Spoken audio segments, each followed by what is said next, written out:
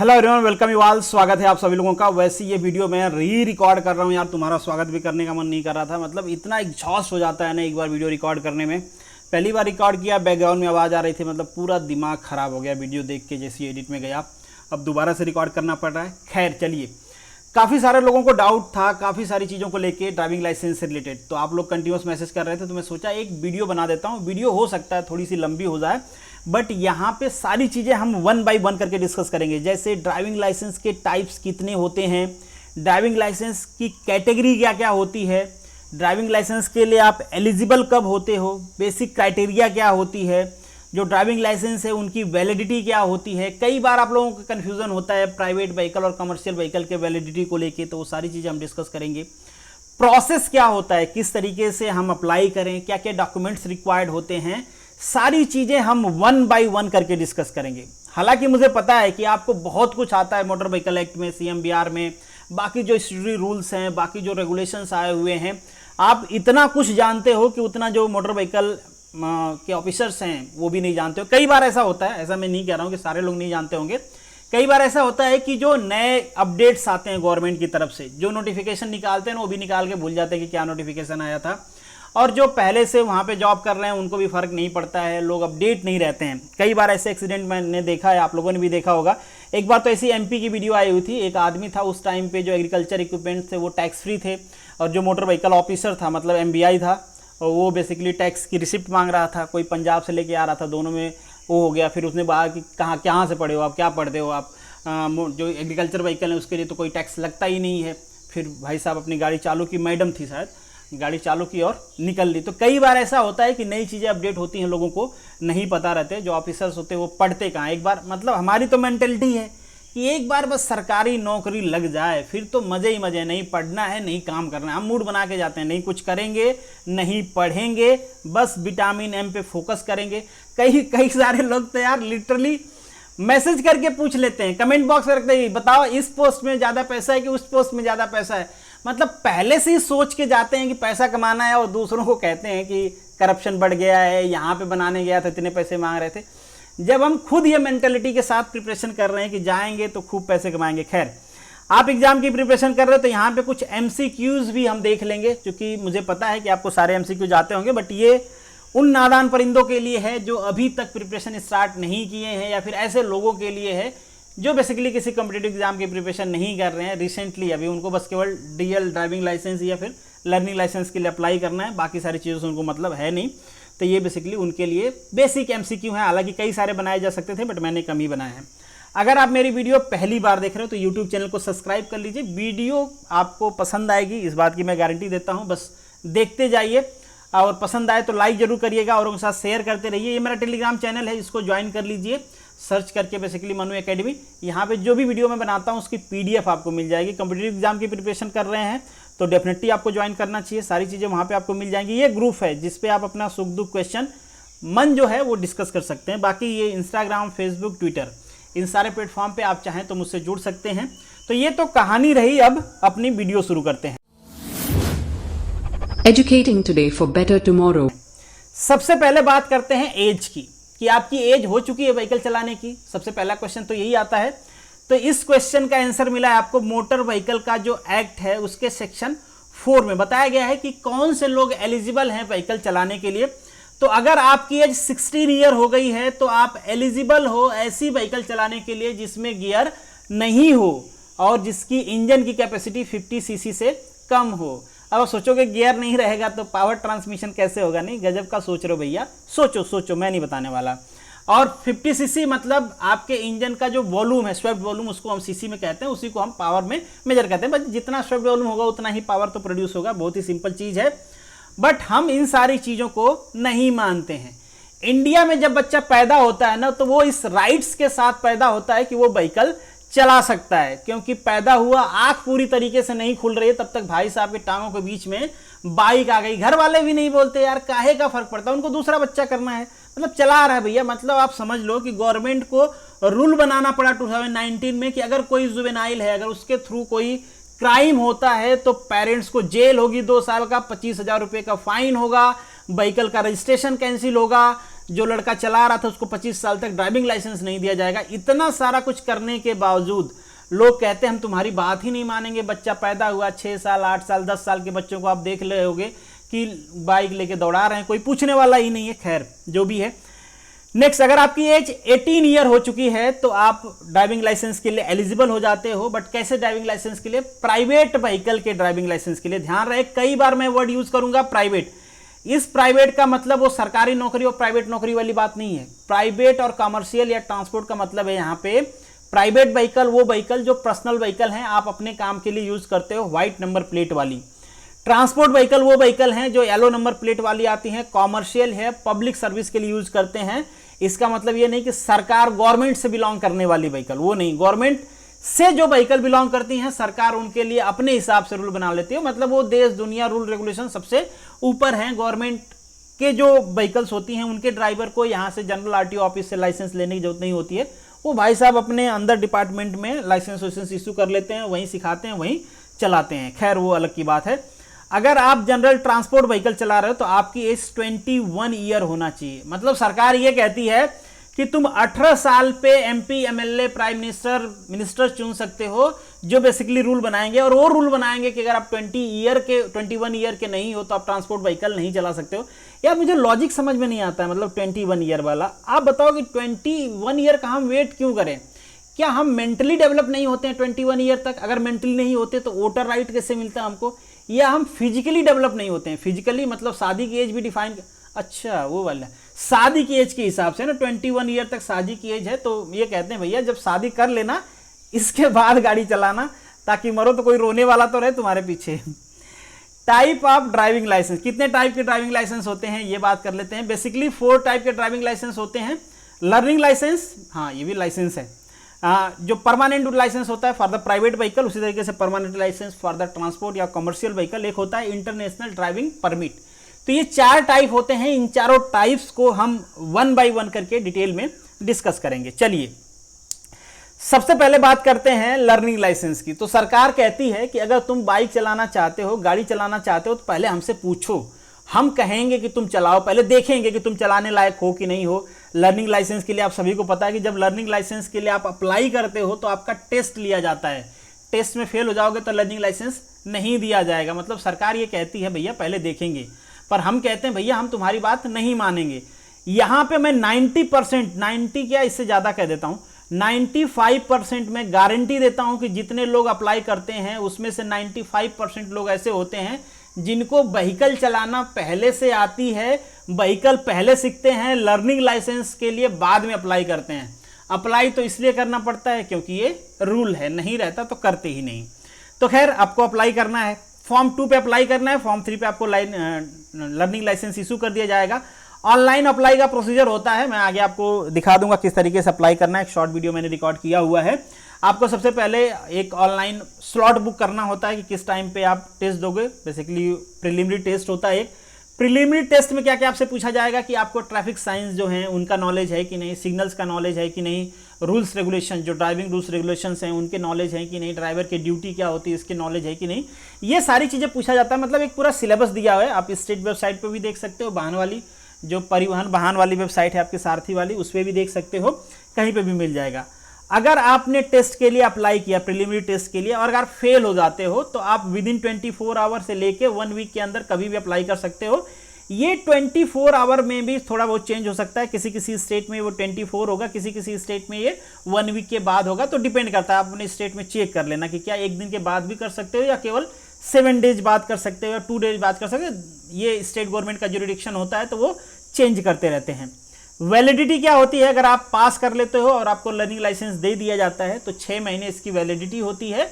मतलब 6 महीने में कभी भी आप परमानेंट लाइसेंस के लिए अप्लाई कर सकते हैं। वैसे जैसे ही 30 डेज ओल्ड हो गया आपका लर्निंग लाइसेंस, वैसे ही आप परमानेंट लाइसेंस के अप्लाई कर सकते हो। और आप तो वेट करते रहते हो कि कैसे 30 दिन पूरा हो, बाइक तो पहले या गाड़ी पहले से चलाना आता है, आपको जाके फिर से लाइसेंस के लिए अप्लाई करना होता है। एक चीज़ और ध्यान रखना है यहाँ पे कि इससे पहले जो हम 50 सीसी कम वाली बात कर रहे थे, बिना गियर विदाउट गियर की बात कर रहे थे, सबका ड्राइविंग जो लर्निंग लाइसेंस होता है वो एक ही होता है। ड्राइविंग लाइसेंस अलग अलग होते हैं but learning licence is same. बाकी सबका लर्निंग लाइसेंस भी अलग अलग होता है। लर्निंग लाइसेंस भी कैटेगरी वाइज आता है। एप्लीकेशन क्या क्या चाहिए आपको भाई, कौन कौन सी चीज़ चाहिए? तो पहला तो एक रेजिडेंस चाहिए, आपका रेजिडेंस डॉक्यूमेंट चाहिए, आप कहाँ पे रहते हो, जिसमें आपका रेजिडेंस मेंशन है, आपका एज मेंशन हो, ऐसा बर्थ सर्टिफिकेट चाहिए। ये डॉक्यूमेंट्स मेंशन किए गए हैं, आप देख भी सकते हो। और यहाँ पे स्टेट वाइज ये वेरी भी कर सकता है, क्योंकि ये भी स्टेट गवर्नमेंट का जुरिडिक्शन होता है। अगर स्टेट गवर्नमेंट कहती है कि हम एड्रेस प्रूफ में ये लेंगे, एज प्रूफ में ये लेंगे, तो आप जो डॉक्यूमेंट्स गवर्नमेंट कहती है वो डॉक्यूमेंट्स आप दे सकते हैं। इसके बाद आपके पास फोटोकॉपी चाहिए, रिसेंट फोटोकॉपी, ताकि आपके ड्राइविंग लाइसेंस पे लगाई जा सके। बट आप देख ही रहे हो कैसा लगाया जाता है, फोटो भी खींचते हैं वो ऑनलाइन। सेल्फ डिक्लेरेशन एक सर्टिफिकेट चाहिए कि आप फिजिकली फिट हो ड्राइविंग लाइसेंस के लिए, लर्निंग लाइसेंस के लिए, क्योंकि आपको पता है ना एडॉप्टेड व्हीकल भी आती है। ऐसे लोग जो फिजिकली चैलेंज है उनके लिए एक सेपरेट व्हीकल आती है। अगर आप फिजिकली चैलेंज है तो आपको जनरल व्हीकल का लाइसेंस नहीं दिया जाएगा। अगर आप ट्रांसपोर्ट व्हीकल के लिए अप्लाई कर रहे हैं तो ट्रांसपोर्ट व्हीकल मतलब पब्लिक वाली व्हीकल, पब्लिक सर्विस, तो वहाँ पे आपको मेडिकल सर्टिफिकेट भी देना पड़ेगा। कुछ रिमार्क्स, कुछ चीज़ें बताती है सरकार कि अगर आप ड्राइविंग लाइसेंस के लिए आप लर्निंग लाइसेंस के लिए अप्लाई कर रहे हो और लर्निंग लाइसेंस आपको दे दिया जाता है, तो क्या क्या चीज़ें आपको ध्यान में रखना है। मतलब आपको कहीं भी व्हीकल आपको खुद अकेले नहीं चलाना है। आप चलाओगे तो आपके साथ एक ट्रेनर होना चाहिए, या फिर एटलीस्ट ऐसा आदमी होना चाहिए जिसके पास परमानेंट ड्राइविंग लाइसेंस है। मतलब ये मान के चलती है कि उनके पास परमानेंट ड्राइविंग लाइसेंस है, तो वो डेफिनेटली टेस्ट दिए होंगे, पास हुए होंगे, मतलब उनको गाड़ी चलाने आता है, तो आपको सिखा सकते हैं। इसके अलावा आपके व्हीकल पे एल लिखा होना चाहिए, एल लिखा होना चाहिए। और यहाँ पे मेंशन किया गया है कि आपके व्हीकल में ट्रेनर के अलावा, जो आपको ट्रेनिंग दे रहा है, उसके अलावा और कोई नहीं होना चाहिए। बट इस रूल को हम नहीं फॉलो करते हैं। हम मान के चलते हैं कि हमको लर्निंग लाइसेंस मिल गया है तो कार में पूरे परिवार को भर के ठूस के हम आगे एल लगा के लेके घूम सकते हैं, और लेके घूम रहे हैं लोग, कोई फर्क नहीं पड़ता। नेक्स्ट जो है, in case of commercial vehicle, जो होल्डर है लर्निंग लाइसेंस का, उसको ट्रेनिंग करना पड़ता है। आपको पता है इससे पहले तो एजुकेशन क्वालिफिकेशन भी था, सरकार अभी 2019 में उसको हटा दिया। बट अगर आप ट्रांसपोर्ट व्हीकल के लिए अप्लाई कर रहे हो तो 2019 में कहा गया कि स्टेट गवर्नमेंट या सेंट्रल गवर्नमेंट द्वारा बनाया गया ट्रेनिंग इंस्टीट्यूट से आपके पास ट्रेनिंग होना चाहिए। जिस पर्टिकुलर ट्रांसपोर्ट व्हीकल का लाइसेंस आपको चाहिए, उसी कैटेगरी का आप लर्निंग लाइसेंस लोगे। जब वो अप्लाई करोगे तो उस टाइम पे आपको ट्रेनिंग सर्टिफिकेट एक देना पड़ेगा ड्राइविंग लाइसेंस के लिए, ठीक है। नेक्स्ट जो आपका पॉइंट है, in case of riding up two wheeler, no person except you your trainer. आप और आपके ट्रेनर के अलावा, यू नहीं मेंशन किया, आप तो रहोगे ही, मतलब आपके ट्रेनर के अलावा और कोई वहां पे नहीं बैठना चाहिए। बट आप क्या करते हो भैया, जैसे ही लर्निंग लाइसेंस लेके आए, पीछे चलो मोहतरमा को बैठा लिया, मतलब बोल दिए कि चलो भाई पकड़ लो, अब गाड़ी जो है चलेगी नहीं, उड़ेगी। मोहतरमा भी आपको पकड़ ली, फिर उड़ गए दोनों लोग, फिर उड़ के कहाँ गिरे पता नहीं। खैर, यहाँ पे मैं आपको एक वीडियो दिखा देता हूँ किस तरीके से आपको अप्लाई करना है। गूगल गुरु को खोलना है, गूगल गुरु एक बार खुल गए, इसके बाद आपको क्या करना है, यहाँ पे परिवहन लिखना है, ठीक है। परिवहन की वेबसाइट खोल लेना है। ये परिवहन की वेबसाइट ओपन हो गई। इसके बाद इस पर आप क्लिक कर दोगे तो यहाँ पे आ जाएगा ड्राइविंग लाइसेंस। स्लाइड करोगे तो लर्निंग लाइसेंस, ड्राइविंग लाइसेंस करके आ जाएगा।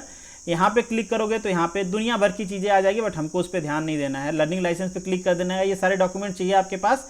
और यहाँ पे देखिए आया है ये, इसको जब क्लिक करोगे तो ढेर सारी चीज़ें दिखाएंगी, बट आपको ये सब एलिजिबल नहीं होगा। इन जनरली आपको जनरल वाला सेलेक्ट करना होगा, या फिर जिस कैटेगरी में आप बिलोंग करते हो वो सेलेक्ट कर लीजिए। यहाँ पे आरटीओ ऑफिस सेलेक्ट कर लीजिए। आप कहोगे इससे पहले तो आप कह रहे थे कहीं से अप्लाई कर सकते हैं, आरटीओ ऑफिस का मतलब क्या बताया कि नहीं बताया, पर पता नहीं। ड्राइविंग लाइसेंस और लर्निंग लाइसेंस के लिए आप पूरे स्टेट में कहीं से भी अप्लाई कर सकते हैं। इसके बाद यहाँ पे आपको मोबाइल नंबर डालना है, ओटीपी डालना है, आगे का प्रोसेस कर लेना है, बाकी सारी चीज़ें फिल कर देना है, शॉट ले लेना है, जाके वहाँ पे टेस्ट दे देना है। इसके बाद आपको लर्निंग लाइसेंस इशू कर दिया जाएगा अगर आप पास हो जाते हो तो। चलिए अब हम बात करते हैं driving licence for the private vehicle. Private vehicle के लिए अब आप ड्राइविंग लाइसेंस के लिए, मतलब परमानेंट ड्राइविंग लाइसेंस के लिए आप अप्लाई करने जा रहे हो। आपने लर्निंग लाइसेंस गेन कर लिया, आपका लर्निंग लाइसेंस 30 दिन 30 डेज ओल्ड हो गया। अब आपको ड्राइविंग लाइसेंस के लिए अप्लाई करना है। आपकी एज 18 ईयर होना चाहिए, वो 50 सीसी वाले के तो अलग ही है, वो 16 ईयर होना चाहिए, आपको पता ही है। यहाँ पे भी आप ऑनलाइन अप्लाई कर सकते हो, जैसे आपने ड्राइविंग लाइसेंस लर्निंग लाइसेंस के लिए किया था वैसे ही करना है। अप्लाई करना है फॉर्म 4 पे। फॉर्म 7 पे जनरली आपको लाइसेंस इशू किया जाता है, क्योंकि स्मार्ट कार्ड आपको मिलता है, तो स्मार्ट कार्ड पे इशू किया जाता है। जैसे कि मैंने आपको बताया 30 डेज पुराना आपके पास लर्निंग लाइसेंस होना चाहिए। फिर आपको यहाँ पे एक टेस्ट देना होगा। यहाँ पे जो टेस्ट अथॉरिटी होगा वो मोटर व्हीकल इंस्पेक्टर होता है, और लर्निंग लाइसेंस के लिए कौन होता है, असिस्टेंट मोटर व्हीकल इंस्पेक्टर। मैं बताना भूल गया, वहाँ पे मेंशन किया होगा बट बताया नहीं शायद। तो उसके लिए होता है असिस्टेंट मोटर व्हीकल इंस्पेक्टर। ये वेरी भी करता है कहीं कहीं पे ना, जैसे बिहार में मोटर व्हीकल इंस्पेक्टर ही रहता है इसके लिए, और उसके लिए भी होता है, जैसे महाराष्ट्र में बात करें तो MBI होता है। तो ये डिपेंड करता है स्टेट टू स्टेट कि स्टेट गवर्नमेंट किसको एथोराइज करती है। अगेन ये स्टेट गवर्नमेंट की जुरिडिक्शन में आता है कि स्टेट गवर्नमेंट किसको एथोराइज करती है कि कौन टेस्ट लेगा। तो अगेन अगर आप ड्राइविंग लाइसेंस की बात करें तो मोटर व्हीकल इंस्पेक्टर होता है, लर्निंग लाइसेंस की बात करें तो in general assistant motor vehicle inspector होता है। यहाँ पे अगर आप फेल हो जाते हो तो आप टेस्ट में रीअपियर हो सकते हो 7 डेज के बाद। अगर आप फिर से फेल हो गए, मतलब दोबारा से अगर आप फेल हो गए तो 60 डेज बाद अप्लाई करना है। मतलब फर्स्ट बार फेल हुए तो 7 डेज बाद, सेकेंड टाइम जब फेल हुए उस डेट के 60 डेज बाद आप थर्ड टाइम अप्लाई कर सकते हो। मतलब बार बार कोई क्यों फेल होगा यार? या तो मन में डिसाइड करके गया है कि चलो मैं फेल होके दिखा दूंगा, तुमको जो करना होगा कर लेना। अगर ऐसा डिसाइड नहीं किया तो बार बार फेल क्यों होगा? सीख के जाओगे ना, जब सीख के जाओगे तो क्यों फेल होगे। नेक्स्ट जो पॉइंट है आपका, आपके पास जिसका भी ड्राइविंग लाइसेंस आपको चाहिए वो व्हीकल आपको अपने घर से लेके जाना पड़ेगा। ऐसा नहीं कि RTO ऑफिस में जाके पूछ रहे हो कि व्हीकल कहाँ पे है, कौन सा चलाऊं, आपको अपना लेके जाना पड़ेगा। टेस्ट आपको कैसे देना पड़ेगा, ये आपका CMVR rule, central motor vehicle rule के जो 15 नंबर रूल है उसका जो क्लॉज है, मतलब सब रूल 2 है, उसमें मेंशन किया गया है। डिटेल में ढेर सारी चीज़ें मेंशन की गई हैं। जब आप वो पढ़ोगे ना तो आपको पता चलेगा कि यार इतना सारा तो चेक ही नहीं होता, नहीं तो हम तो ड्राइविंग लाइसेंस का जो टेस्ट है वो पास ही नहीं होते। वहाँ पे दुनिया भर की चीज मेंशन है, इंजन के बारे में, ब्रेक के बारे में, क्लच के बारे में, स्टार्टिंग के बारे में, ऑफ के बारे में, टर्निंग के बारे में, ढेर सारी चीज़ें मेंशन किया गया है। बट आपसे क्या टेस्ट लिया जाता है? वहाँ पे भी भीड़ इतनी रहती है, एजेंट भी रहते हैं, पहले से विटामिन M अपना काम दिखा चुका रहता है या नहीं भी दिखाया रहता है। ऐसा नहीं कि सारे लोग करप्ट ही होते हैं, बहुत सारे लोग ऐसे भी होते हैं जिनको मतलब नहीं है विटामिन M से, ऑनेस्टी से काम करते हैं। तो हम ऐसा नहीं कह सकते। मतलब आप सोच के देखो कि जब IPS IAS ये सारे लोग निकलते हैं, इनके पहले दिन का इंटरव्यू देखो आप, मतलब सुन के ऐसा लगता है यार कि बस इन्हीं की कमी थी, नहीं तो देश तो बदलने वाला है। हम देश सेवा के लिए आए हैं, हमारा तो एक ही मोटिव है, गरीबों को उत्थान करना है, ये करना है। फिर समझ में नहीं आता यार कि ये लोग लुप्त कहाँ हो जाते हैं। आप कहीं भी चले जाओ, किसी DM SDM SP से मिलने चले जाओ, मतलब सुनने वाला कोई है ही नहीं। मतलब यही समझ में नहीं आता कि 4 साल 2 साल 5 साल पहले जिसका इंटरव्यू देखा था उस भाई की पोस्टिंग कहाँ पे हो गई। और ऐसा एक आदमी नहीं बोलता है, मतलब जितने लोगों का सिलेक्शन होता है, किसी का भी इंटरव्यू देख लो, सब देश सेवा के लिए आते हैं और देश सेवा करते करते पता नहीं कब भूल जाते हैं, खुद की सेवा में लग जाते हैं। खैर छोड़िए, आप लोग भी यही करने वाले हो। मतलब ये ह्यूमन नेचर है, मैं किसी को ब्लेम नहीं कर रहा है, किसी को टारगेट नहीं कर रहा हूँ, बस बता रहा हूँ। मतलब ठीक है, सच्चाई है तो एक्सेप्ट करने में क्या ही जाता है अपना। हम सभी ऐसे ही हैं, लोग ऐसे ही सोचते हैं और यही सोच के प्रिपरेशन करते हैं, कहाँ पे पावर ज़्यादा मिलेगा, कहाँ पे पैसा ज़्यादा मिलेगा, कहाँ पे फैसिलिटी ज़्यादा मिलेगी, कहाँ पे काम नहीं करना पड़ेगा, जाके ठलुओं की तरह बैठे रहो, मज़े करो, पत्ते खेलो, व्हाट एवर दैट। चलिए, अब कोई कहेगा कि अभी सरकारी नौकरी में वैसा नहीं करना पड़ता, बिल्कुल करना पड़ता है और करना चाहिए भी। अगर नहीं करेंगे, ऐसे ही रहेंगे तो फिर क्या ही मतलब है। खैर नेक्स्ट जो पॉइंट है आपका कि जो कैंडिडेट पास होगा, जो टेस्ट पास कर लेगा, चाहे जैसे भी पास हो जाओ, विटामिन M के भरोसे पास हो जाओ या फिर अपने ड्राइविंग के भरोसे पास हो जाओ, जैसे भी पास हो जाओ, तुम्हारे घर पे एक स्पीड पोस्ट आएगा जिसमें तुम्हारा ड्राइविंग लाइसेंस होगा, स्मार्ट कार्ड वाला। फिर उसको पॉकेट में रखो, फिर गाड़ी चलाओ, आराम से चलाओ। एक क्वेश्चन आपके मन में और आ सकता है, क्या यहाँ पे कोई रिस्ट्रिक्शंस नहीं है? क्या जो लोग अप्लाई करते हैं सबको ड्राइविंग लाइसेंस मिल जाता है? तो जवाब होगा नहीं भाई, ऐसा नहीं है। यहाँ पे भी जैसे जो सीरियल किलर हैं, किलर मतलब जो क्रिमिनल हैं, उनको ड्राइविंग लाइसेंस नहीं दिया जाता है, ऐसा रूल है। ड्राइविंग लाइसेंस का रूल तो ऐसा भी कहता है कि भैया जो लोग ड्रिंक करते हैं, रेगुलर ड्रिंक करते हैं, जो रेगुलर ड्रिंकर हैं, उनको भी नहीं दिया जाएगा। बट इस रूल को कितना हम फॉलो करते हैं ये आप इस बात से पता कर सकते हो कि जितने भी ट्रक ड्राइवर हैं, 99% ट्रक ड्राइवर ड्रिंकर होते हैं और रेगुलर ड्रिंक होते हैं। हर 10, 20, 50 किलोमीटर पे रुकेंगे और पहले टॉनिक लेंगे, इसके बाद गाड़ी चलाएंगे। और सरकार कहती है कि हम ऐसे लोग जो रेगुलर ड्रिंकर हैं उनको नहीं देंगे। फिर यहाँ पे ये भी है ना कि यार रूल तो बना दिया, बट रूल का कोई सर पाँव ही नहीं है, पता ही नहीं रूल बन गया भैया, कैसे चेक करोगे? किसी आदमी को कैसे पता करोगे कि ये रेगुलर ड्रिंक करता है? क्या तरीका है पता करने का? कुछ बताया ही नहीं, कैसे पता करोगे? क्या जाके उसके गांव घर में पूछोगे भैया ये आदमी ड्रिंक करता है कि नहीं करता है? झूठ बोल देंगे लोग तब। मतलब कोई मैकेनिज्म बनाया नहीं गवर्नमेंट ने, बस ऐसे ही लिख दिया, मुंह उठा के आए लिख दिए। चलिए, आप ऑफिसर बनोगे, उम्मीद करता हूं आप कमेंट करके बताओगे आपका क्या ओपिनियन है। कैसे, मान लीजिए आपसे एडवाइजरी कमेटी में आपको रख दिया जाता है, 5 साल 10 साल के एक्सपीरियंस के बाद आपसे पूछा जाता है कि ये वाला जो क्लॉज है ना मोटर व्हीकल एक्ट का, इसको हमको इम्प्लीमेंट करना है कि कोई आदमी अगर रेगुलर ड्रिंक करता है ना तो उसको हम ड्राइविंग लाइसेंस नहीं देंगे। बताओ कैसे पता करें कि कौन आदमी रेगुलर ड्रिंक करता है और इसको नहीं देना, तो आप क्या सजेशन दोगे बताना। आप इंस्टेंट क्वेश्चन है, बताना। इंटरव्यू में सपोज कर लो कि आपके इंटरव्यू में ये क्वेश्चन पूछा गया है।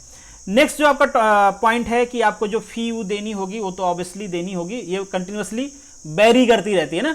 बहुत सारे लोग परेशान होते हैं कि सर बता दो ना किसकी क्या फी है, किसकी क्या फी। याद कर ले भैया, मत याद करो यार, फालतू जगह दिमाग नहीं लगाओ, दिमाग वहां लगाओ जहां से मार्क्स आएंगे। देखो मैं कभी ये क्लेम नहीं करता कि जो मैं पढ़ा रहा हूं वहां से 100% आएगा। कई बार मैंने लोगों को देखा है ये क्लेम करते हुए कि मैं जो पढ़ा रहा हूं यहां से अगर एक नंबर भी बाहर से आ जाए तो मुझे चौराहे पे बुला लेना, तुम्हारा जूता मेरा सर। मैं ऐसा नहीं कहता हूं भैया, मेरा काम है पढ़ाना, वेल रिसर्च करके पढ़ाने की कोशिश करता हूं तुम्हारे एग्जाम में जो आए वो तुमको पहले से पता हो। बाकी ऐसा कोई क्लेम नहीं होता है यार। अगर ऐसा होता है तो मैं तो कहूंगा कि जो पेपर बनाने वाले हैं वो गोबर गणेश हैं, उन्होंने कोई मेहनत कोई काम नहीं किया है कि जो पढ़ाया गया वही एग्जाम में आए। तो पेपर तो इसीलिए बनाया जाता है कि लोग फेल हो ना यार, पेपर पास होने के लिए थोड़ा नहीं बनाया जाता है। इतने सारे लोग एग्जाम दे रहे, सब पास हो गए तो कैसे चलेगा। खैर चलिए, डॉक्यूमेंट्स की अगर बात करें तो same as the learning licence जो डॉक्यूमेंट होता है वो चाहिए, और यहाँ पे लर्निंग लाइसेंस एक चाहिए एडिशनली कि वो 30 दिन पुराना हो। सबसे ज्यादा जो कंफ्यूजन होता है वो वैलिडिटी के लोग के होता है। ध्यान रखना कि ये किस वैलिडिटी की हम बात कर रहे हैं, पर्सनल व्हीकल के वैलिडिटी की बात कर रहे हैं। अगर आपकी एज 30 साल से कम है तो आपकी एज 30 साल से कम है और आपने ड्राइविंग लाइसेंस के लिए अप्लाई किया, आपको ड्राइविंग लाइसेंस मिल गया, तो ये वैलिड होगा जब तक कि आपकी एज 40 साल नहीं हो जाती है। ठीक है, मतलब आपने 25 पे अप्लाई किया तो 15 साल वैलिडिटी रहेगी। 30 साल, बिलो 30 साल होना चाहिए। अगर 30 साल हो गया तो नहीं, मतलब एक दिन ही कम है बट कम रहना चाहिए। 29 साल पे अप्लाई किया, 29 साल 10 महीने पे अप्लाई किया, तो भी जो भी बचता है आपका, मतलब 10 साल 2 मंथ या 3 मंथ जो भी बच रहा है उतना होगा। अगर आपने 30 ईयर कंप्लीट कर लिया और 50 ईयर से कम है तो 10 ईयर की वैलिडिटी होगी आपकी ड्राइविंग लाइसेंस की। ध्यान रखना, इस पे क्वेश्चन पूछा जा सकता है ट्विस्ट करके कैसे भी। अगर आपने 50 ईयर कंप्लीट कर लिया, ध्यान रखना ये एरो को याद रखना, कहीं पे केवल लेस देन की साइन है, कहीं पे लेस देन और इक्वल टू है, तो यहाँ पे लेस देन और इक्वल टू है। अगर आपने 50 कंप्लीट कर लिया है बट 55 से कम है, मतलब 55 तक नहीं गए हो, 54 समथिंग है, उस केस में 60 तक जब तक की आपकी एज हो जाती है तब तक वैलिड रहेगा। अगर आपने 55 कंप्लीट कर लिया है उस केस में 5 ईयर के लिए वैलिड रहेगा और कोई अपर लिमिट नहीं है। कई बार लोग पूछते हैं कि ड्राइविंग लाइसेंस के लिए क्या कोई अपर लिमिट है क्या? नहीं भैया, कोई अपर लिमिट नहीं है। बुढ़ापे तक जब तक आपका हाथ पैर सलामत हैं, जब तक आपका हाथ पैर हिल डोल रहे हैं, मतलब चला सकते हो आपका हाथ पैर, तब तक आप गाड़ी भी चला सकते हो। हाँ, आपसे फिटनेस सर्टिफिकेट मांगा जाएगा, मतलब फिजिकली और मेंटली फिट होना चाहिए आपको, तभी आपको लाइसेंस दिया जाएगा। नोट करके जो मैंने पॉइंट मेंशन किया है, दैट इज आपको जो लाइसेंस इशू किया जाता है स्मार्ट कार्ड पे इशू किया जाता है। कुछ इन्फॉर्मेशन वहाँ पे होती हैं, जैसे आपका नाम क्या है, आपकी एज क्या है, एड्रेस क्या है आपका, ये सारी चीज़ें मेंशन रहती हैं। इसके साथ साथ कौन सी व्हीकल चलाने का आपको एथोराइजेशन दिया गया है वो भी वहाँ पे मेंशन होता है। कैटेगरी ऑफ व्हीकल कौन सा चला सकते हो आप। अगर आप अपने आप अपने ड्राइविंग लाइसेंस को रिन्यू कराना चाहते हो तो रिन्यू करा सकते हो कभी भी, मतलब 1 साल बाद, एक्सपायर होने के अगर 1 साल बाद आप रिन्यू कराते हो तो उस केस में जो लाइसेंसिंग अथॉरिटी वो आपको मना कर सकती है, भाई हम नहीं देंगे। हमें ऐसा फील होता है कि अब आप ड्राइविंग करना भूल गए हो तो अब जाओ फिर से टेस्ट में अपीयर हो, तो आपका पीछे वाला प्रोसेस सारा करना पड़ सकता है। अगर 1 साल से पहले अप्लाई कर सकते हो तो अथॉरिटी नहीं मना करेगी, आपका री इशू कर दिया जाएगा। एक चीज़ और आया है, ये भी रिसेंट अमेंडमेंट की बात मैं कर रहा हूँ 2019 की, और ये रिसेंटली 2020 का अमेंडमेंट है। सरकार ने कहा इससे पहले कलर ब्लाइंडनेस जिसके पास है उसको ड्राइविंग लाइसेंस नहीं दिया जाता था। अब आप कहोगे कि यार हमारे आसपास तो सारे कलर ब्लाइंडनेस वाले हैं और सारे ड्राइविंग लाइसेंस लेके घूम रहे हैं, तो भैया मैं उसकी गारंटी नहीं ले रहा हूँ, मैं रूल की बात कर रहा हूँ। रूल ऐसा है, बाकी तो आप जानते ही हो हम कितना रूल फॉलो करते हैं और जो लोग दे रहे हैं वो कितना रूल फॉलो करते हैं। खैर, गवर्नमेंट ने लीगल कर दिया इसको कि अगर आपके पास माइल्ड कलर ब्लाइंडनेस है, सीरियस कलर ब्लाइंडनेस नहीं है, तो आपको ड्राइविंग लाइसेंस दिया जाएगा। मतलब ये लीगल हो गया, पहले इलीगल था तो सबको मिलता था, अब तो लीगल हो गया। तो खैर, काहे का माइल्ड और सीरियस, विटामिन एम मिलेगा, सब हो जाएगा। Driving licence for transport vehicle की बात करें तो इसके लिए आपकी एज 21 ईयर कंप्लीट होना चाहिए। 21 ईयर ना, वो एलएमबी को छोड़ दें तो एलएमबी में आपको ड्राइविंग लाइसेंस मिल जाता है 18 ईयर पे, और वहाँ पे आप कमर्शियल व्हीकल भी चला सकते हो जिसका वेट 7500 से कम है। तो ये आप ध्यान रखना ये कॉमर्शियल और दोनों चला सकते हो आप। सारी चीज वही चाहिए जो आपको प्राइवेट व्हीकल के लिए चाहिए होता है, एक्सेप्ट देन आपकी एज 21 ईयर होना चाहिए, आपके पास एक ट्रेनिंग इंस्टीट्यूट का सर्टिफिकेट होना चाहिए। जैसे कि मैंने आपको बताया, इससे पहले एजुकेशन क्वालिफिकेशन मांगते थे वो 8+, अब उसको हटा दिया गया है 2019 के अमेंडमेंट में। मतलब बिना पढ़ा लिखा आदमी अगर उसने ट्रेनिंग ले रखा है पर्टिकुलर किसी कैटेगरी ऑफ व्हीकल का, तो उस व्हीकल के लिए वो ड्राइविंग लाइसेंस के लिए एलिजिबल है, मतलब वो अप्लाई कर सकता है। ठीक है, यहाँ पे LMB बार बार यूज होगा, LMB HMB, तो उसको भी मैं आगे बता दूंगा कि क्या होता है। काफी सारे लोगों को इसमें कंफ्यूजन है, ये वाली स्लाइड ध्यान से देख लेना आप लोग। डॉक्यूमेंट्स क्या चाहिए? डॉक्यूमेंट्स वही जो लर्निंग लाइसेंस या प्राइवेट व्हीकल का लाइसेंस जो था वही चाहिए। एडिशनली 30 डेज, जिस कैटेगरी का व्हीकल चाहते हो उस कैटेगरी का 30 डेज का लर्निंग लाइसेंस चाहिए। मेडिकल सर्टिफिकेट आपको चाहिए और ट्रेनिंग सर्टिफिकेट चाहिए कि आपने कहाँ से ट्रेनिंग किया, कहाँ से इस व्हीकल को आपने सीखा है। ट्रांसपोर्ट व्हीकल की बात करें तो इसकी वैलिडिटी होती है 5 ईयर। कई सारे लोग परेशान हैं कि 3 ईयर होती है मोटर व्हीकल में। भाई अमेंडमेंट हो चुका है और कम से कम 1000 टाइम्स मैं आपको बता चुका हूँ। स्टिल आप लोग मैसेज जब करते हो ना कि 3 ईयर है, तो मन यही करता है कि जहाँ भी रहते हो आप वहीं पकड़ के सलाम किया जाए, और क्या कर सकते हैं। नेक्स्ट जो आपका है, transport vehicle carrying dangerous goods. अगर डेंजरस गुड्स कैरी कर रहे हैं तो उसकी एज क्या हो जाएगी, मतलब उसका जो वैलिडिटी होगा वो 3 ईयर का होगा। तो ये आप ध्यान रखना, दोनों वैलिडिटी क्वेश्चन आपके एग्जाम में पूछा जा सकता है। ये चीज़ मैं आपको पहले ही बता चुका हूँ, पहले बताया था नहीं बताया था मुझे याद नहीं है, बट यहाँ पे रिपीट कर देता हूँ कि अगर आपके पास LMB लाइसेंस है तो सुप्रीम कोर्ट का ऑर्डर आ चुका है। किसने केस किया था? मुकुल देवगन साहब। ये अपने गांव में व्हीकल चला रहे थे, इनके पास LMB लाइसेंस था, इन्होंने व्हीकल से एक्सीडेंट कर दिया, व्हीकल चला रहे थे कॉमर्शियली, ओरिएंटल इंश्योरेंस ने मना कर दिया कि हम कंपनसेशन नहीं देंगे, ये कोर्ट में चले गए। हालांकि इस केस को मैंने डिस्कस किया हुआ है, बट यहाँ पे थोड़ा सा शॉर्ट में बता देता हूँ। तो ये कोर्ट में गए, कोर्ट ने कहा भाई कि LMB के केस में, LMB अगर लाइसेंस है तो उस केस में चाहे वो ट्रांसपोर्ट व्हीकल हो या पर्सनल व्हीकल हो, आप दोनों चला सकते हो। तो ध्यान रही, केवल LMB की मैं बात कर रहा हूँ। LMB मतलब gross vehicle wait is less than 7500 kg, 7500 kg से कम होना चाहिए तो उसे हम LMB कहेंगे। कहीं पे ग्रॉस व्हीकल वेट लेते हैं, कहीं पे अनलेडन लेते हैं। अनलेडन कहाँ पे लेते हैं? जिन व्हीकल में ट्रेलर लगता है वहाँ पे अनलेडन वेट इतना से कम होना चाहिए, अगर नहीं लगता है तो ग्रॉस व्हीकल वेट इतना से कम होना चाहिए। ग्रॉस व्हीकल वेट मतलब सारा वेट, अनलेडन वेट मतलब जो पे लोड होता है उसको हटा के। ये सारी चीज़ें हमने पहले भी कई बार डिस्कस किया हुआ है, आपको उम्मीद करता हूँ कि ये सारी चीज़ें पता होंगी। एक आता है मीडियम गुड्स व्हीकल या फिर मीडियम पैसेंजर व्हीकल। इसका वेट क्या होता है? इसका वेट होता है बेसिकली आपका 7500 ना, 7500 kg से ज़्यादा हो, मतलब इससे ज़्यादा होना चाहिए। देखिए ये वाले साइन है, केवल ग्रेटर देन है और लेस आर इक्वल टू, यहाँ पे इक्वल टू का साइन है, 12000 से कम होना चाहिए। क्योंकि जो हैवी व्हीकल होती हैं, हैवी व्हीकल का जो वेट होता है ग्रेटर देन 12000 kg से ज़्यादा होता है। ठीक है, तो ये तीनों कैटेगरी आप ध्यान रखना, क्योंकि आगे जो है इसी कैटेगरी के बेसिस पे हम चीज़ों को डिस्कस करेंगे।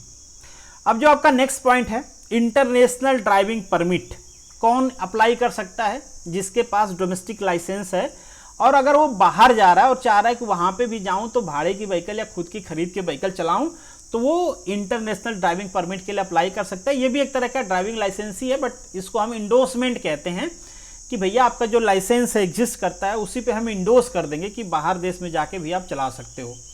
फॉर्म 4A पे अप्लाई करना होता है, फॉर्म 6A पे आपको ये मिल जाता है। कौन अप्लाई कर सकता है? डॉक्यूमेंट्स क्या चाहिए? तो आपके पास वैलिड लाइसेंस होना चाहिए, बिल्कुल होना चाहिए, रिसेंट फोटोग्राफ्स कॉपी होना चाहिए, मेडिकल सर्टिफिकेट होना चाहिए और आपके पास प्रूफ होना चाहिए इंडियन नेशनल का कि आप इंडिया के सिटीजन हो। पासपोर्ट भी चाहिए, वीजा भी चाहिए।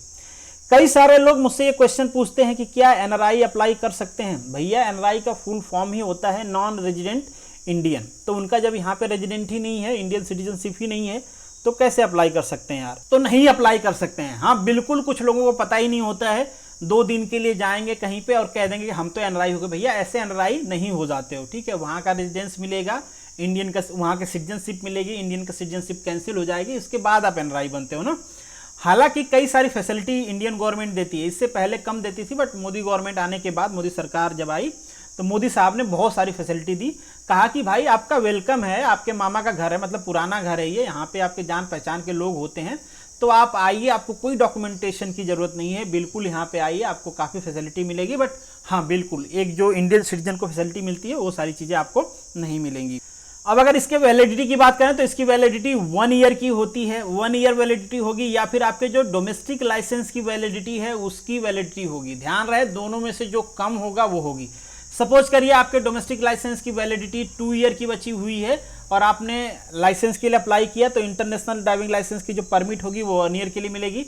सपोज करिए डोमेस्टिक लाइसेंस की वैलिडिटी केवल 6 महीने के लिए बची हुई है, तो भले इसकी वैलिडिटी 1 ईयर होती है, बट आपका डोमेस्टिक लाइसेंस की वैलिडिटी जैसे ही खत्म होगी उसके साथ ही आपके इंटरनेशनल ड्राइविंग लाइसेंस की जो परमिट है वो भी खत्म हो जाएगी। तो ध्यान रहे दोनों में से जो भी कम होता है वही मिलेगा। एक चीज़ मैंने और यहाँ पे नोट करके लिखा हुआ है कि अगर आप ड्राइविंग लाइसेंस या फिर लर्निंग लाइसेंस के लिए अप्लाई कर रहे हो तो पूरे देश में पूरे स्टेट में आप कहीं भी अप्लाई कर सकते हो। इससे पहले ये फैसिलिटी नहीं थी, 2019 के अमेंडमेंट में ये फैसिलिटी दी गई। इससे पहले था कि जहाँ का रेजिडेंस है आप केवल वहीं पे अप्लाई कर सकते हो, बट अब ऐसा नहीं है, पूरे स्टेट में कहीं पे भी आप अप्लाई कर सकते हो, कोई प्रॉब्लम नहीं होगी। जो लाइसेंस होता है आपका इतने सारे टाइप्स के होते हैं, इस तरीके से मेंशन होता है। यहाँ पे कैटेगरी वाइज मैंने बता दिया है कि कौन सी कैटेगरी किस में एग्जिस्ट करती है। जैसे मोटरसाइकिल, एमसी मतलब होता है मोटरसाइकिल, मोटर व्हीकल मत बोल देना, टेक्निकली इनकरेक्ट होगा वो, और आपको पता भी होगा, आप लोगों ने पढ़ा है। मोटरसाइकिल 50 सीसी का मतलब होता है कि ऐसा लाइसेंस जो आपकी व्हीकल की कैपेसिटी 50 सीसी से कम हो विदाउट गियर वाली। अगर हम बात करें MCWOG का या फिर FBG का, मतलब motorcycle with any engine capacity but without gear, जिसमें आपकी स्कूटी एक्टिवा आते हैं, तो उस टाइम पे आपके पास ये वाला लाइसेंस होना चाहिए। अगर आपको चाहिए तो इस कैटेगरी में आप अप्लाई करना। नेक्स्ट जो है आपका मोटरसाइकिल 50 सीसी से एक्स्ट्रा वाली, तो 50 सीसी से एक्स्ट्रा वाली जो व्हीकल्स होती हैं वो आती हैं, इसमें सारी आ जाती हैं जो आपकी गियर बॉल वाली हैं वो सब। अगर मोटरसाइकिल विथ गियर की बात करें तो इसमें सारी आ जाती है ना, मोटरसाइकिल गियर विथ गियर, अगर ये वाली है तो आप ये सारी चला सकते हो। एक चीज़ और ध्यान रखना, कई बार लोग पूछते हैं अगर आपके पास हैवी लाइसेंस है तो कम वाली व्हीकल आप चला सकते हो? नहीं, बिल्कुल चला सकते हो। अब सपोज करो किसी के पास ट्रक चलाने का लाइसेंस है और आप उससे कह रहे हो कि भैया बाइक आप चला लोगे, तो बिल्कुल चला लेगा यार। अब कोई ये नहीं कह सकता कि आपके पास ट्रक का लाइसेंस है तो आपको बाइक नहीं चलाने दिया जाएगा, आपको कार नहीं चलाने दिया जाएगा। कई बार आप लोग इस टाइप के डाउट भी पूछते हो, तो मैं बता दे रहा हूँ, अगर आपके पास हैवी वाला लाइसेंस है तो लाइट वाले जो भी, उससे लाइट वाले जो भी हैं वेट के हिसाब से, वो सारे आप चला सकते हो। हाँ, इसमें कुछ जैसे मान लीजिए, एक मैंने इससे पहले कहा था transport vehicle with dangerous goods, तो आप ऐसा नहीं कि ट्रांसपोर्ट व्हीकल जिस कैटेगरी से चला रहे हो उसी कैटेगरी का transport vehicle with dangerous goods वाला चला लोगे, वो थोड़ा डिफरेंट होता है, क्योंकि वहाँ पे जो केमिकल्स होते हैं उनके लिए कुछ प्रोटोकॉल होता है, उसके लिए आपको अलग से ट्रेनिंग दी जाती है, तो वो वाला वैलिड नहीं रहेगा। बाकी कुछ स्पेशल केसेस को छोड़ दें तो इन जनरल आप एलिजिबल होते हो। जो LMB लाइसेंस होता है, पहले ही मैंने बता दिया, LMB लाइसेंस अगर आपके पास है तो कमर्शियल, नॉन कमर्शियल जिसका वेट 7500 kg से कम है वो आप चला सकते हो। MGV मतलब medium goods vehicle, medium goods vehicle का वेट मैंने बता दिया आपको 7500 से ज़्यादा होना चाहिए, 12000 से कम होना चाहिए, तो वहाँ पे आप ये वाला लाइसेंस चाहिए आपको। LMB का पहले हमने डिस्कस कर लिया। HMV मतलब ऐसी व्हीकल जिनका वेट 12000 से ज़्यादा है, तो उस केस में अगर ऐसी व्हीकल आपको चलानी है, जैसे ट्रक हुआ, तो ट्रक हुए, बड़े बसेज हुए, तो उस केस में आपको HMV का लाइसेंस लेना पड़ेगा। अब यहाँ पे HMV विथ गुड्स आता है, HMV पैसेंजर आता है, दो अलग अलग आते हैं। ये भी इसलिए डिफरेंट बनाया गया है कि आप ट्रक चलाना हो और बस चलाना हो, दोनों डिफरेंट है भाई। बस चलाना है, आपके हाथ में 50 लोगों की ज़िंदगी है। ट्रक चलाना है, आपके हाथ में 10 कुंटल है, 10 कुंटल नुकसान हो जाएगा, क्या फ़र्क पड़ता है? 50 लोग को कहीं ठोक दिया आपने, नहीं चलाने आता है तो बहुत बड़ा नुकसान हो जाएगा। इसीलिए जो गुड्स व्हीकल होती हैं उनमें पैसेंजर को बैठना अलाउ नहीं होता है। पर जैसे कि मैंने पहले भी कहा कि हमारे देश में रूल्स रेगुलेशन बनाया ही इसलिए जाता है ताकि लोग उसको तोड़ सकें। देखा होगा आप लोगों ने, ट्रैक्टर में, ट्रक में भर भर के माता जी का दर्शन करने जाते हैं, लीगली वो वैलिड नहीं है, पर कोई अधिकारी भी नहीं रोकता। क्यों नहीं रोकता? क्योंकि लोग हैबिचुअल हो चुके हैं। कौन बहस करेगा? लोग कहेंगे लो उनसे बात कर लो, फलाने से बात कर लो, ढेंका से बात कर लो, हमारे चाचा विधायक हैं, हमारे चाचा MLA हैं। नहीं है तो कम से कम हमने मोदी साहब को वोट दिया, अभी मोदी साहब से कंप्लेन कर देंगे, ट्विटर पे कंपेन चलाएंगे, दुनिया भर का बवाल है, वीडियो बनाने लग जाएंगे, गलती भी करेंगे वीडियो भी बनाएंगे। हालांकि कई बार क्या होता है, ऑफिसर्स भी परेशान करते हैं, बट कई बार जनता भी ऑफिसर्स को परेशान करती है। दोनों चीज़ें हमको समझना चाहिए। तो ये अलाउ नहीं होता है, बट लोग लेके घूमते हैं। मतलब ये अथोराइज होता है कि एक ट्रक पे कितने लोग मैक्सिमम जा सकते हैं, डिपेंड करता है किस कैटेगरी की व्हीकल है, उसके हिसाब से लोग अलाउ किए जाते हैं। कहीं पे 2 ड्राइवर 2 कंडक्टर, 1 ड्राइवर 2 कंडक्टर, या फिर 1 ड्राइवर 1 कंडक्टर, इस तरीके से इशू किया जाता है। नेक्स्ट जो है आपका HP, मतलब यही heavy motor vehicle for passenger. तो यहाँ पे पैसेंजर के लिए चलाना है आपको, तो ये लेना पड़ेगा। और अगर आपके पास हैवी का लाइसेंस है तो आप ट्रेलर के लाइसेंस के लिए भी एप्लीकेशन कर सकते हो। ट्रेलर आपको पता है ना, जो व्हीकल के पीछे लगता है, जिसके पास खुद को चलाने का कैपेसिटी नहीं होती है, मतलब जो सेल्फ प्रोपेल्ड नहीं होता है, किसी इंजन में लटक के जाता है, उसे हम कहते हैं ट्रेलर। नेक्स्ट जो क्वेश्चन है, क्वेश्चन बहुत तुच्छे से हैं, मतलब आप लोगों को तो इतनी चीज़ें आती हैं कि सरकार भी कभी बुलाएगी भैया आओ, बट यहाँ पे क्वेश्चन है, सिंपली आप ट्राई करना कि अटेम्प्ट कर पाओ इसको। आसान से है, LMB, मतलब ये वाला ऑप्शन सही होगा।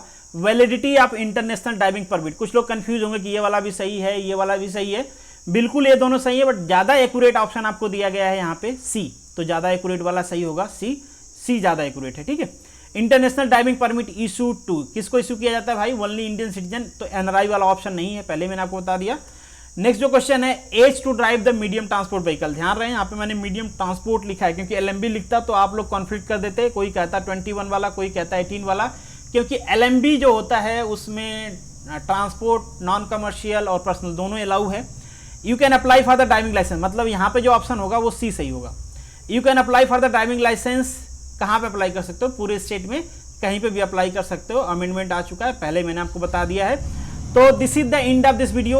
उम्मीद करता हूँ वीडियो आपको पसंद आई होगी, और जब यहाँ तक सुनते हुए आ ही गए हो तो डेफिनेटली भैया लाइक करके जाओ, दूसरे लोगों को थोड़ा शेयर करते रहिए। इससे क्या होता है कि जो मेहनत करके वीडियो बनाता है ना, उसको भी थोड़ा सा अप्रिसिएशन फील होता है। वीडियो आप लाइक करते हो, देखते हैं लोग, पता नहीं भैया लाइक करने में उनको क्या परेशानी है यार। मतलब चलो नहीं पसंद आया, हो सकता है देखने के बाद नहीं पसंद, डिसलाइक मार दो, कम से कम मुझे पता चलेगा कि यार ये वाली वीडियो मैंने खराब बना दिया है, इसमें कुछ इंप्रूवमेंट। मगर डिसलाइक मारो तो थोड़ा सा और मेहनत करना, कमेंट बॉक्स में भी लिख देना कि ये वाली चीज़ हमको पसंद नहीं आई, यहाँ पे ये इंप्रूवमेंट हो सकता था, या ये वाला प्रॉब्लम है, तो आदमी खुद को इंप्रूव करेगा। बाकी आपके रिव्यू के लिए मोस्ट वेलकम, और बाकी सब कुछ सही है तो लाइक कर देना है, दूसरों को शेयर करते रहना है। कोई प्रॉब्लम है कमेंट करके बता सकते हो, मैसेज करके बता सकते हो। चलिए मिलेंगे नेक्स्ट वीडियो में, तब तक के लिए all the best, good luck.